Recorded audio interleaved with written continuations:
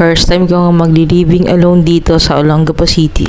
1 week na nga nung nakuha ko yung unit na to. Bali, room for rent siya na solo. Ito yung dahilan kung bakit hindi rin ako gaano nakapag-upload ng mga nakaraan. Buti na lang talaga itong pag-move in ko dito. Sakto umuwi ng Bataan tong kuya ko, kaya nagpahatid ako sa kanya dito sa Olongapo ng mga gamit ko. Medyo weird nga lang yung boses ko ngayon kasi pinipilit kong hinaan dahil nga syempre may mga katabi ako ng room. Sa susunod na buwan ko pa nga sana balak maghanap ng malilipatan, pero ginrab ko na talaga to dahil mahirap maghanap ng paupahan dito sa Olongapo City na walang advance at deposit. Higit sa lahat, ang nagustuhan ko dito ay solo room din talaga siya sa halagang 2,500 lang. Higit sa lahat, napakalinis ng place na to at gated pa talaga. May mga CCTV din dito. Sa dami ng paupuhan dito sa Olongapo, same price lang naman, pero ito ang pinaka the best talaga. Kaya ginrab ko na to dahil mabilis lang tong maubos. Sa totoo lang, napakagastos talaga na mangupahan. Kahit na sabihin mo mag-isa ka lang at mura lang ang upa, napakahirap talaga at napakagastos. Kaya naman ang ginawa ko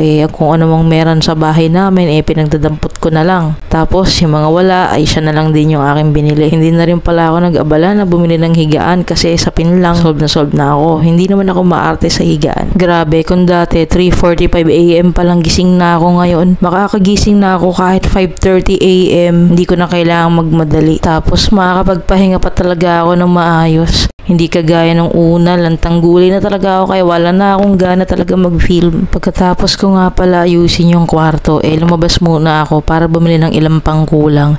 Kagaya ng sabon, shampoo. Sa totoo lang, marami pa akong nakalimutang bilhin at hindi ko pa mabili dahil syempre out of budget na ako. Hihintayin ko na nga lang yung susunod na sahod. Pag uwi ko nga dito sa dorm, ako yung nagluto na ng migoring. Akalain mo, may migoring na si Gardenia. Hindi na siya puro tinapay, may kaparas na siya pansit canton. First night ko pa lang dito, pero na-realize ko agad habang kumakain ako, napakaswerte ko talaga sa mga magulang namin. Hindi kami tinuruan na maging materialistic at maluho sa katawan. Kaya naman, kahit anong nasa hapag namin, talaga namang kakainin namin yan. Hindi kami nag-iinarte sa anumang meron kami. Pero hindi ibig sabihin nun magiging kontento ko na lang kung ano ka ngayon. Dapat kung meron kang gusto, pag sumikapan mo. Pero meron akong aaminin sa inyo. Isa lang kasi itong niluto kong migoring. Sa totoo lang, bitin ako dyan. Kaya lang sabi ko, matutulog naman na ako. Kaya sige, isa na lang. Tapos pinartner ko nga din pala tong mochi na to. Parang rice cake siya, tapos meron siyang munggo sa loob. Dala nga pala yan ng girlfriend ko galing Taiwan. Pasalubong niya sa akin. Bigat nga nito sa tiyan, 2 lang yung nakain ko niyan, pero nabusog na rin ako kahit isa lang yung pansit canton natin. Basta nakapag life update na ako. Medyo naninibago lang talaga ako, pero sana samahan niyo pa rin ako.